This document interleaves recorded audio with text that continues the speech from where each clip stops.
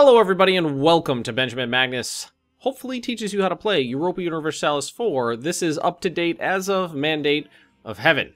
So, we left off last episode with an interesting situation forming. So we made an alliance with Bohemia, and then we realized that they didn't have an heir, and we had a royal marriage with them as well, which meant we were able to formally claim the Bohemian throne as our own, which we did. Now, it gave us a prestige hit because literally saying to the world that, hey, that's mine, it's not really, but I want it, kind of pissed off, doesn't make you look too good, but we are not in a terrible position to try to take it. Bohemia declared war on, I believe it was Saxony and Brandenburg, and as you can see, Prague's capital is, Prague, the capital of Bohemia, is currently occupied, which means they're losing their war. You can actually see right here, they're losing their war really, really hard.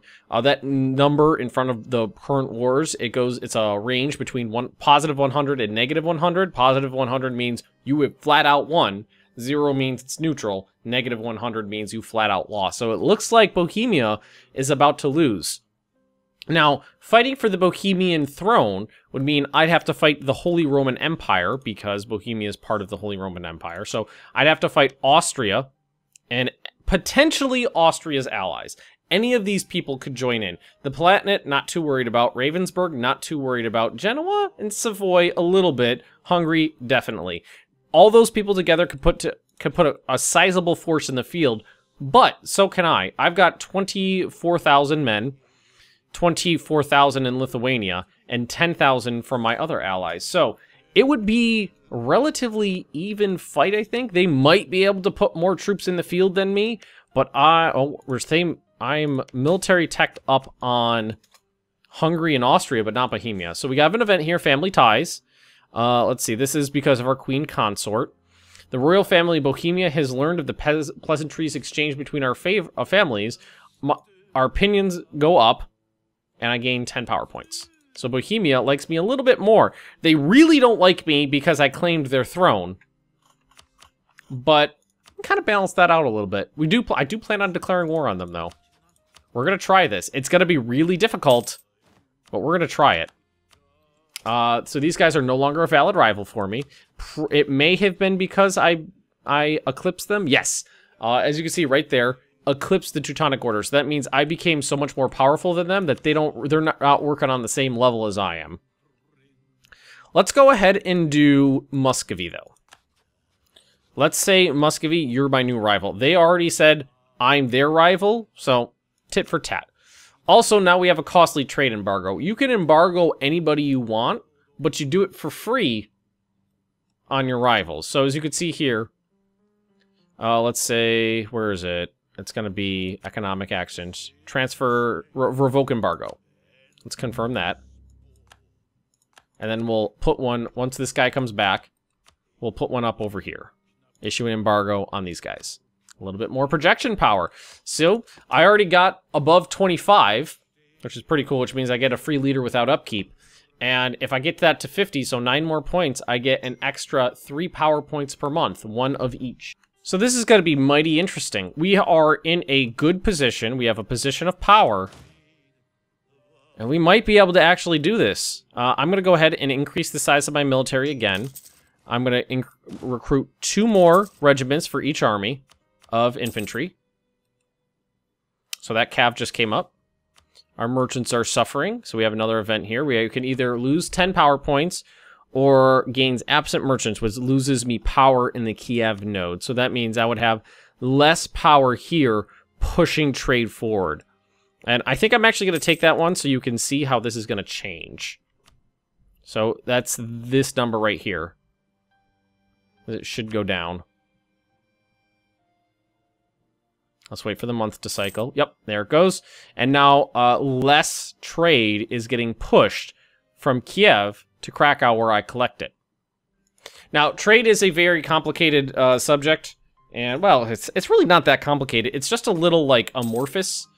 And I think maybe we'll leave it to its own episode because, like, the amount of ducats in a node and the amount of power in a node and the percentage of that node that you control, and then if you're collecting or pushing or doing nothing, it all boils down to just a few concepts, and let's see, this number right here, your income from trade. So as you can see, the lion's share of my money comes from just taxing my population.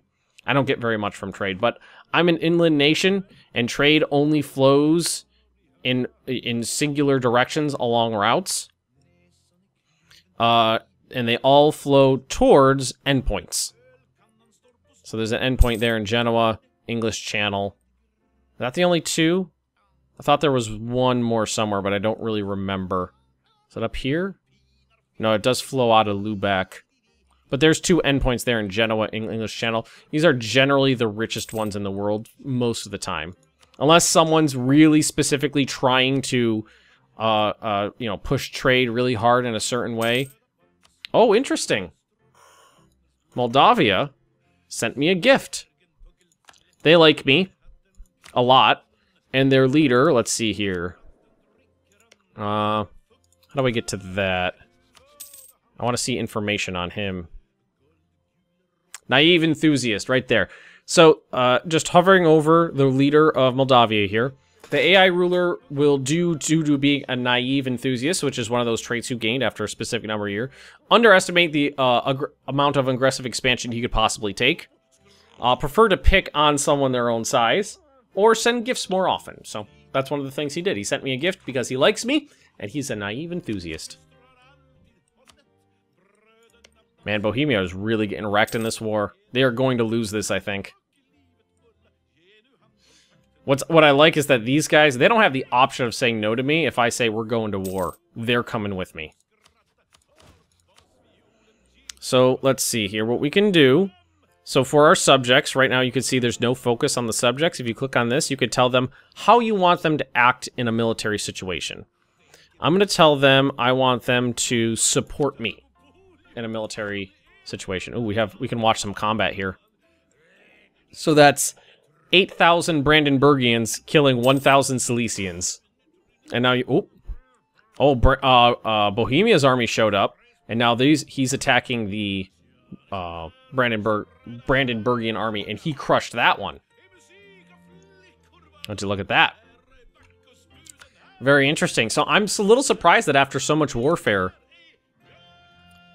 Bohemia is able to field an army that size. So what I'm going to do is I'm going to look at the ledger, and I'm going to go to military. I'm going to look at their army. Now this is a little gamey. This is a little gamey going into the ledger and looking at information, but it's something that's pretty common. Ah, here we go. So here we have Bohemia. They have nearly 14,000 infantry in the field and only 2,000 cavalry. But you can see they have no manpower. They ran their reserves absolutely down to nothing. And they're supplementing it with mercenaries, which means they're almost entirely using mercenaries right now, which means their economy is suffering. Pretty badly, probably, too. See, that is Highlands. Oh, shoot. Well, that's unfortunate. We lost our claim on Bohemia. So we were waiting for 1454 to roll on by, because that's when our truce expired with them. But they had an heir. A child was born. And you only have that that claim on the throne as long as they don't have a legal heir. But they also had a royal marriage with Lithuania, which I couldn't prevent, and that marriage produced an heir. So was it January? Please tell me. Well, oh, I don't even know. So if we went February, March, April, it was like what, 8 months? If we had gone 8 more months without a child being born, we would have been able to claim that throne. That's a shame. But that's why it's a good idea to keep the disputed succession checked every once in a while, because you never know when you might be able to, you know, kick someone's teeth in and steal a throne from them. So, with the dreams of a PU personal union with Bohemia dashed because of that dastardly infant, and no, you cannot commit infanticide and go kill him, we have to look elsewhere for military expansion. So what would happen if we declared war on the Teutonic Order?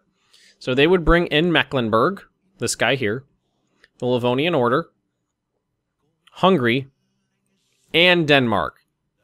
That's like Mecklenburg, Teutonic Order, Livonian Order. I think I could take them. You add in Denmark, who is powerful because Sweden answers to Denmark. Sweden is in a personal union, and Norway. So it'd be Norway, Sweden, and Denmark, and Hungary. Add that all in together. That's kind of rough. What about declaring war on Hungary? They're allied with the Teutonic Order, France, Austria, and Ferrara. France looks like it's balls deep well, Burgundy's balls deep in France right now. They're involved in a big war, so they might not join in. Let's take a peek. They would not. Austria would, though. So that would be Hungary, the Teutonic Order, Austria, and Ferrara, who is this little guy right down there. That's kind of strong, too. That's a shame. So, that's tough. That's tough. And I believe Pomerania is part of the Holy Roman Empire.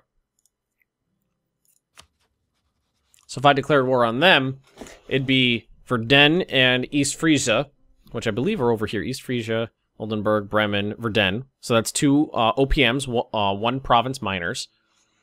And Austria. But then Austria can pull in Hungary, Palatinate, Ravensburg, Genoa, and Savoy. So HRE is really difficult land to work with. Very, very difficult. And I am right up on the border. So all this stuff over here means I've got to go pick on someone else. So what about Wallachia down here? Now, it doesn't touch me. Touches my vassal, though. He has no allies. And he has no friends. So that's potential expansion route right there. So what I'm going to do is I'm going to say Covert Action. I'm going to send one of my spies out to Wallachia.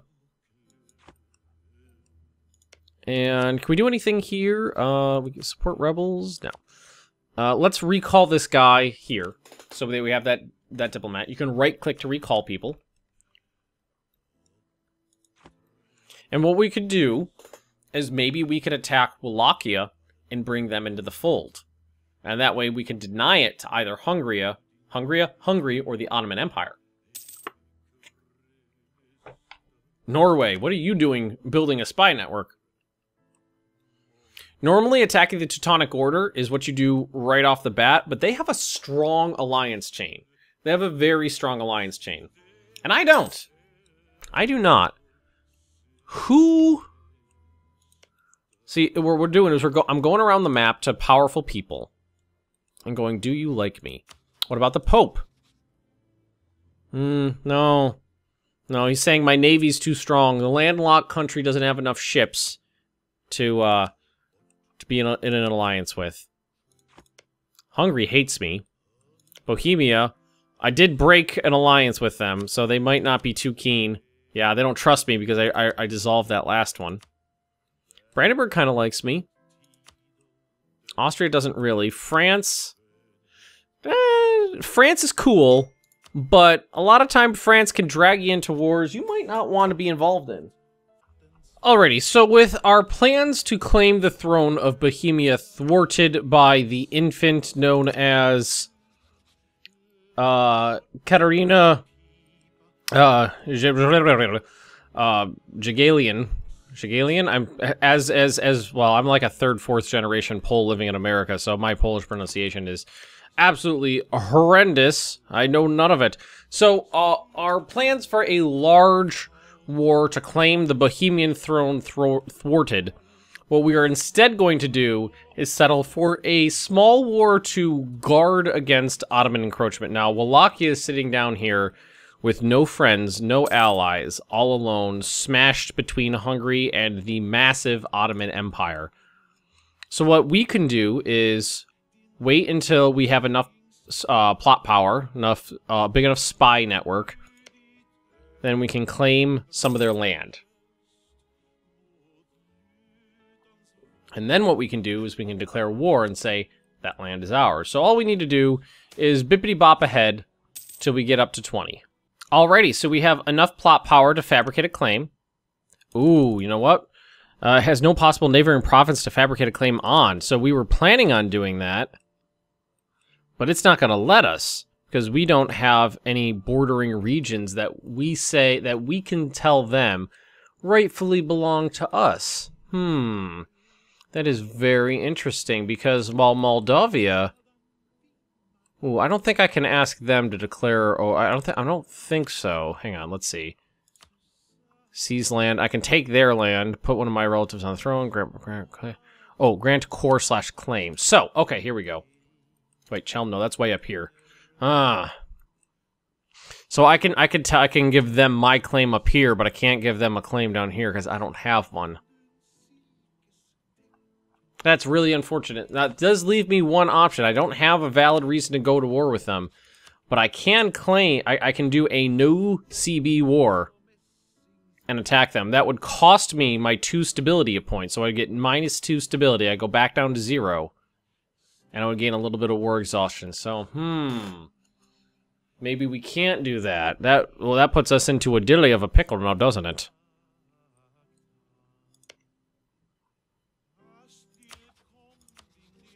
All those people. That's so many people. Like, Mecklenburg's the only one who's like, yeah, Poland's pretty cool people. I don't think we should attack them. Did Bohemia win their war? It looks like they may have. I can't attack you without attacking the Emperor. Yup. Can't attack you without attacking everybody. So we might just do... Now, normally... This is not something I would do. I wouldn't declare a no CB war for such a small area. But considering I want to show you guys some combat, I think that's what we're going to do here. Not because it's the most efficient thing to do, just because I want to show you some combat this episode. So before we do that, there's one more important thing to armies. So we have a good ratio. We have 10,000 men, or infantry, and 4,000 cav in each army. We have our military maintenance slider slid all the way up, so their morale is good. But we're missing generals. There's no leader on these armies. So what we can do is we can pop over here, and we can spend 50 military points to recruit a general, or diplo points to recruit an admiral, or we could use our ruler as a general. Now, when you recruit a general, he randomly gets stats based on how much tradition you have. Considering it's early game and we have very low tradition, and tradition you get just by fighting a lot or through events, there's some ideas that lets it tick up quicker too. There's a good chance we're going to get really bad generals. There is a way for us to get a very good general, though, and I don't... that would give these guys... So I can go to my nobility, and I can get a general that would have the equivalent of 40 tradition. I have 6. The only issue with that is that would give them 20 influence, which would put them above 80, which would restart the aristocratic coup. Now, let's take a look at these other modifiers. So the robber barons ends October 7th, 1463. That's 9 years out. So chances are that their coup would hit if I granted a them a generalship. They would become too influential and a coup would strike. So we're not going to do that. So what we're going to have to do is roll up a general, 2 generals here. So let's roll up another one and compare their stats. Oh yeah, see. So this one was given 2 pips. This one was given 6 pips. It's random. And it's just you have a higher chance of getting more pips with a higher tradition. So, what do these mean? Fire, shock, maneuver, and siege. It's a little hard to tell you without actually showing you some combat. So I'll give you a quick overview of it. Fire. Every unit is assigned a certain fire and a certain shock value. So as you can see, infantry has fire of 0.35, but a shock of 0.5.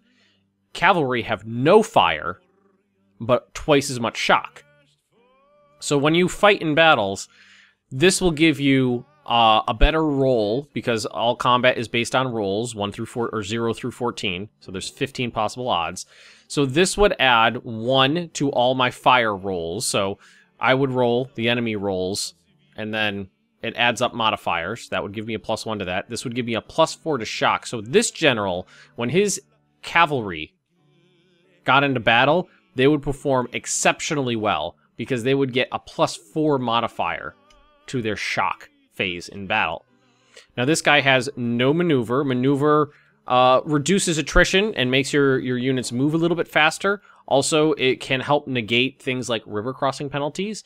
And siege is pretty self-explanatory. When you're sieging, it gives you a modifier to siege. So what we're going to do is we're going to click this button, and we're going to assign our leaders to these armies. It's always better to have a leader rather than no leader.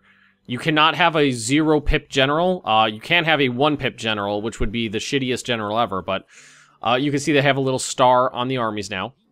So what we're going to do, and again, this is not something I would normally do in a normal game. This is just something I want to do because we are kind of boxed into a corner at the moment, and I really want to show you some easy and quick combat. We are going to declare a no Cassus Belli war, no CB. It's going to cost us our 2 stability points, but we will get to go to war with Wallachia down here. So we took the stability drop when we are now at war. So we are going to march our men into their territory. We're going to use our better general first. And if you pay really close attention, there's a line halfway through the movement bar. That's the point of no return. That is locked movement. So right now, I could tell these guys to stop moving and they would return to where they were. If your unit, the movement gets past this line right here, past the halfway point, that is the point of no return, and it means you cannot tell your men to head back. So a lot of times, that's very important to watch when you can see enemy movement. But we're going to move an army in here, and we're going to see if we can find the enemy military really quick. And let's see. My heir is a bumbling buffoon. My heir actually changed, but we'll go over that later. So there they are. So what I'm going to do is I'm going to move to this province, but they're going to leave on August 14th, and I will arrive on the 15th, so no combat will occur. And then I'll move this army to this province right here. Now you can see some new icons on the screen. This one has a little red X on it, and you can see there's a red X on the cursor, and I'm trying to tell my guy to move here. He cannot move there. The reason he can't move there is because the fort in this province. Forts block movement on provinces that they touch. So, in my territory, these provinces with no icons in them, enemies can move freely through from one side to the next. These provinces they can move into from a free province. But they wouldn't be able to move like from here through to these other territories because this fort in Krakow blocks movement through the areas it touches. So I can move into this province, but not into this one. I cannot move past the fort because the fort has an area of influence. So I can move to the fort and start sieging it down, but not past it. Now, let's pause this real quick. Oh, just as soon as that happened. So, a ungarrisoned province with no fort in it, no matter what the movement is like, takes 1 month to siege down. You have to leave some units on it. You only need to leave one. But normally you don't, unless you're really carpet sieging vast swaths of territory. Normally people don't do that. It takes 1 month to siege down every province. Now, a city with, or a province with a fort in it is going to take much, much longer. And if you click on the province that the siege is going on, you get a new user interface here. So, let's go over this. So we have our castle that we're sieging, the morale of defenders, and how many are in there, and some other information like regiments needed to assault this. I would need 9,000 infantry if I wanted to assault it. There's some modifiers altering how good they are defending it, and the level of the fort. It's a capital city, and it has a castle, so it gets 1 + 2 for a total of 3. Now, at the end of every month, so this is the month ticker from when it started to the beginning of 1 month from then, this number is randomly rolled, and we're gonna let it. We're gonna watch it change once this ticks over, and then we're gonna pause. So I rolled a critical fail. I rolled a 1. Actually, I don't know if you could roll a 0 on sieges. You could roll a 0 in combat, but not in sieges. So we did not progress at all, and we actually lost some troops because a disease outbreak occurred. So we actually lost 700 men. There was 14,000. Now there's 13,300. We lost 700 men in this siege on that month. Now, what you need is you need to wait until this is a positive number and you get a good roll. So let's wait for another tick and see what happens. So we rolled an 8. 8, that was much better. We rolled a 1 last time, so we kind of hit the middle of that time. So the siege progressed just a little bit.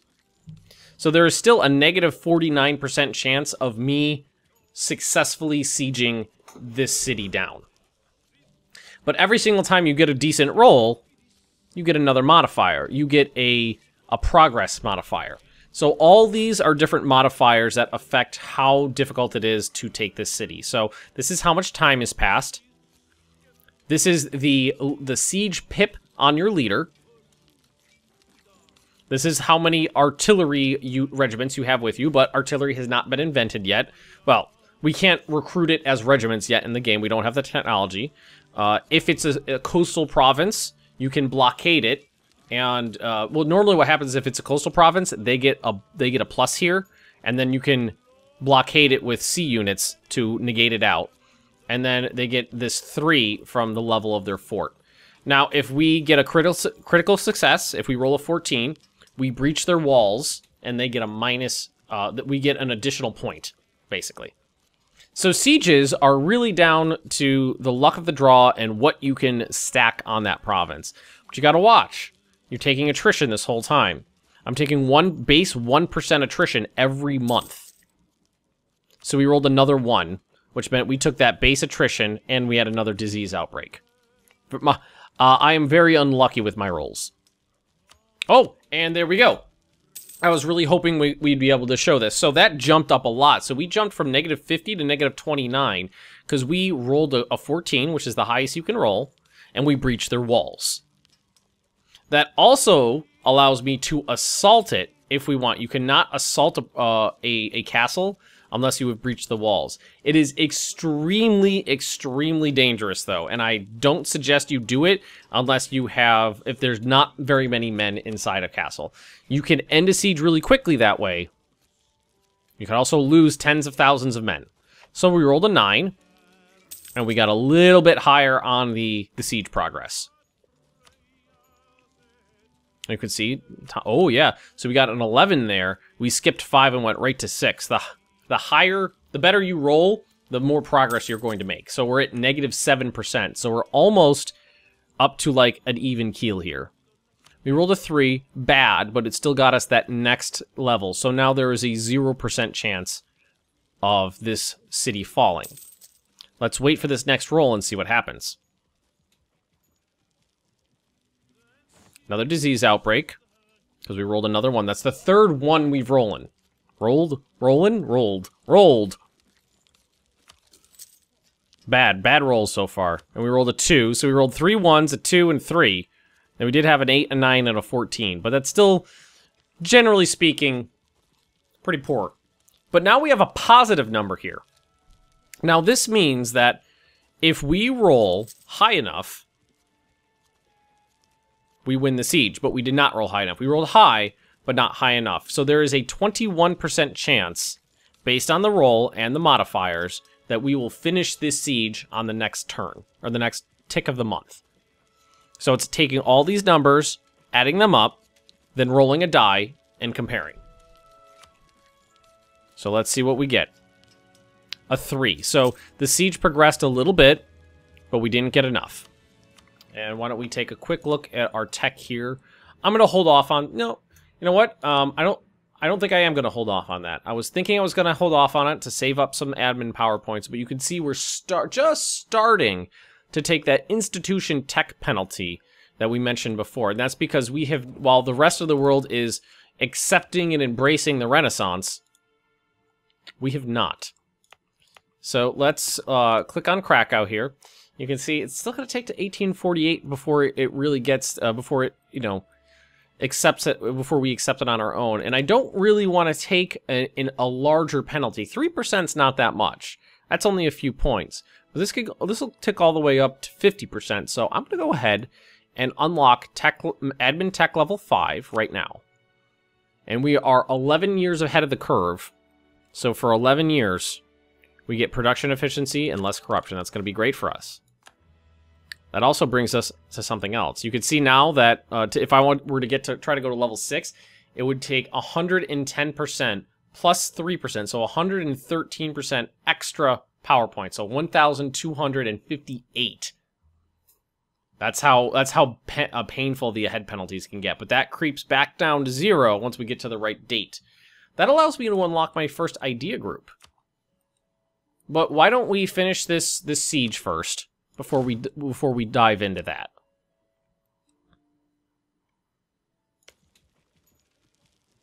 Okay, so we finished the siege. So there was a 29% chance of me rolling high enough to finish that siege. And we did it. So it took 345 days, but we managed to finish the siege, and this province now belongs to us. And as you can see, because that was their capital, and they only have 3 provinces, that got me close to 100% on war score. But we're going to go all the way up to 100% so that I can show you some combat too. Now I'm going to let this guy walk into this province. And now, you see there's a little skull there because we have 27 unit weight. So there's 27 regiments worth of people in here. But it can only support 21.8. So we're taking some attrition for having so many people stacked up in this province. Which is why you generally want to split your armies up to manageable stacks where you're not taking attrition. But we're going to go fight this guy. Just so I can show you. So this is the army with the decent general. So he has a Fire 1, Shock 4, Maneuver 1. And this guy has a pretty good leader. He's got Fire 2, Shock 2, Maneuver 2, Siege 1. Now, I'm going to take a penalty of -1 to all my rolls for attacking this guy, because I have to cross this river to do it. And if you click here, if I click, it'll actually tell me right here, I'm going to get a crossing penalty. What I'm going to do is I'm going to let this guy start walking. And then I'm going to tell this one to follow him. And we're just going to really, you know, stomp on this army. And he just sent a peace deal. Which, before we go into combat, I'm going to right-click on this and cancel it. You can right-click on anything and it'll go away. Any of these notifications. So here's our, okay, I paused it. Here's our first taste of combat. So you can just click on the combat and it'll show you what's going on. It's our combat overview. This is based on rolls as well, rolls and modifiers as well. So, there are no terrain modifiers, because this is just open farmlands. Mountains give you -2, says right here. Hills, -1, and there's some other modifiers and stuff like that. And when it comes to fighting in territories that have... I'm trying to find one. There's no any capitals in okay. So in this is just kind of a side note to sieges.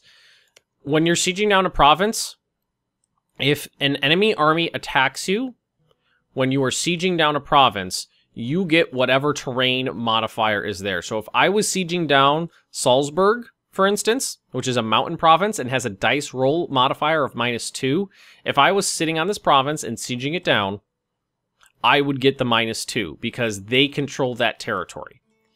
If you're talking about any other provinces, it's whoever was there first. So in this instance, I had to cross the river to get to this guy, so I took the -1. If he had to cross the river to get to me, he would take the -1. If this were, say, a mountain and I attacked him in it, I would get the -2 from mountains and -1 from river. And vice versa. If I was in a mountain and he attacked me, then he would get the -2. But it's based on zones of control. If you're sieging down a territory, it's who controls that territory gets the bonus. And if it's not, if it's just open areas that's not controlled by not controlled by forts, it's whoever was there first. That's a very important thing to know, because it makes sieging down mountain provinces very dangerous, because even though you got there first, if you get attacked before the siege is complete, you take -2 to all your rolls. Alright, so now that that's out of the way, here's the actual combat. So this is me right here. This is my enemy right there. So before we get to the rolls, we have discipline. Discipline basically is how good your units are at fighting. So for some reason he's got Wallachian traditions, which gives him an extra 5%. So he will kill 5% more Poles given the same circumstances than I will Wallachians. I, on the other hand, have better morale, which means while he's dealing more damage to my units, I'm dealing more damage to his morale. So his men are going to waver and break sooner than mine will. And then we have number of men, number of cav, and military tactics, which the only thing that this comes from tech and nowhere else. And just the higher number, the better. So, as you can see, we have number of men, and then the green bars are morale. Battles rarely end with everybody dying. Normally what happens is one side's morale breaks, and they run away. But we're going to see what's going to happen here. So, on the first phase of battle, he did much better than me. I rolled a 3, and then had a modifier of -1, for a total of 2. He rolled a 6, but his general is 1 pip better than mine. So I have a 1 pip fire, and he has a 2 pip fire. So you compare those two, he is 1 better than me, so he gets a modifier of +1. So this is 2 versus 7. And you can see the casualties ticking. And then we go to the shock phase of battle. This is the shock phase of battle. Shock is where people take hits to morale. So I rolled a 9, very high, +2 -1, for a total of 10. He rolled an 8. So I have way more men than him. I have a higher shock value than him. And he already has pretty low morale. So that means his units, his army will probably break this phase. So look at that. He lost 1,400 men to my 400. And then the battle was over. He lost another 1,400. So, in this instance, his army was what we call stack wiped. They were wiped off the map. I lost 1,600 infantry. He lost his entire army, and they were nowhere in sight. So what I'm going to do is, to avoid attrition... There we go. To avoid attrition, I'm going to move this other army out. And have him just stand on a nearby province. And then we are going to siege down this province. This will tick up to 100% just because it makes me feel good to get a 100% war score. Now, this was a curb stomp. This was not a fair war, and I did a no CB war to fight this guy. But I wanted to show you in a really easy and controlled environment how combat works. So let's just speed this up. This is a long episode, but that's okay. Wait till this gets up to 100. Now, like I said before... Open provinces with no forts in them, they take 1 month flat. Now, this territory is all sieged down by Poland. But now that I think about it, that would mean all this land is disconnected from Poland. That's going to look weird. It's gonna piss off the Ottomans. They're going to be pissed off at me, kind of. Maybe I don't want to take that land for myself. So I have a couple options. I could click on this button and bring up, and then that brings up the war screen. This is pretty simple. Who's on which side, how many troops are on both sides, the progress of the war, and the casualties sustained.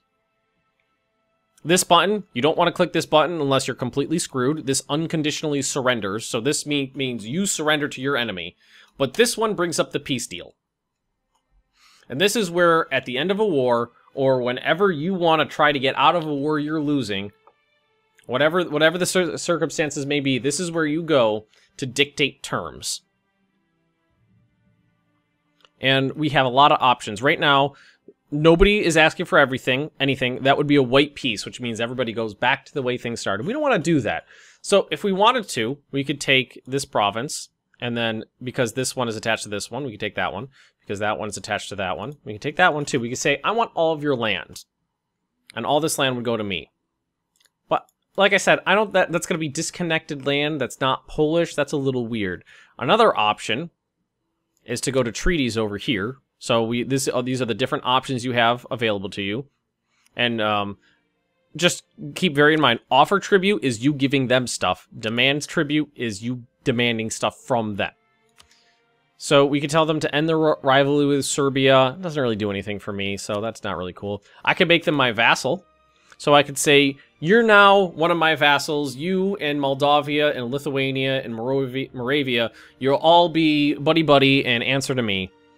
But the thing with that is there's a maximum amount, well, not a maximum, but there is a soft limit on how many diplomatic relations you can have.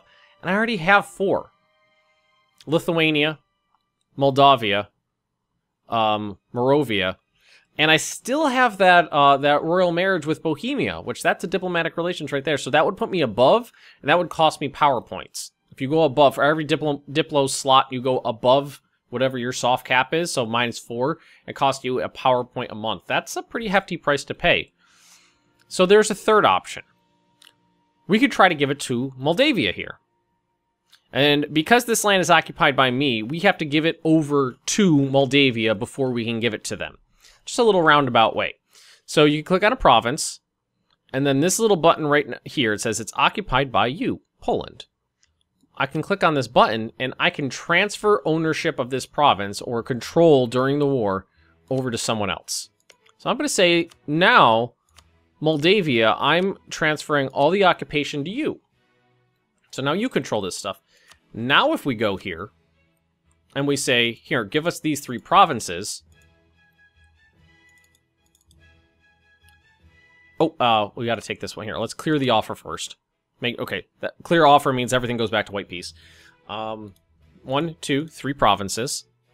Wallachia cedes the province to Moldavia. So now I'm saying my vassal takes those provinces, and it goes to these guys. These guys are my vassal. That makes them 3 times as large. They go from 3 provinces to 6 provinces. That's good for everybody. Well, it's good for me because my vassal is stronger. It's good for my vassal because it'll make them happy. And then what also I could do is I say, you know what? You're gonna cease to exist. Why don't you give me all your money too? So if you hold down Shift and click plus, it's just empty your coffers, empty your pockets. Now, something to worry about is this right here. This is a little icon a lot of people don't pay a lot of attention to, and we only talked about very briefly before, and that's aggressive expansion. It's how the rest of the world around you, well, like the people in your general area, feel about how you've acted towards other nations, basically. So this is saying that these countries will be unhappy with what I've done and might band together to try to fight me. Now, Wallachia doesn't matter. They're going to cease to exist. Byzantium is right here. They are only 2 provinces, I think. And generally, the Ottomans eat them, so not a big deal there. Serbia, that's right here. Not very strong. I don't need to worry too much about them. And Hungary. Hungary already doesn't like me. And if you don't like me alone, I don't care. If you don't like me with these other guys, still you're not going to be strong enough to fight me. So I'm going to say, that's okay. You guys cannot like me all you want. I'm going to send the demand. So I'm going to take all of your money. You're going to give these 3 provinces to my vassal. Then we're going to unpause. And here we go. Decisive victory in the War of Polish Aggression. So they lost 9,000 men. I lost 3,790. Very light casualties. I lost 1610 in combat. And you can see I lost almost as many. A little bit more, actually, counting the cavalry. To attrition. So you got to really watch for that attrition. It gets mighty high.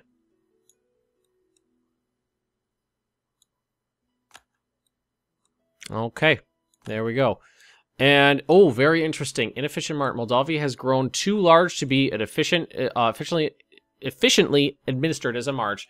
They will lose their special march bonus as a result. So that just means that they will go back to the same kind of vassal that Mazovia is. I think I've been calling them Moravia. Mazovia. But that's okay. They'll still answer to me, and they'll still be happy. They just won't get the military bonuses that come along with being a march. Not a big deal. That could actually work to my benefit in the future, because you can annex a vassal, cannot annex a march. But anyway, we're going to leave this right here, folks, because this has been getting very long, and we're going to call this kind of the Combat Siege Light video. Hope you have enjoyed, hope you've learned something, and I hope you return for the next episode of I try to teach you how to do things in EU4. Thanks for watching, folks. I'll see you next time.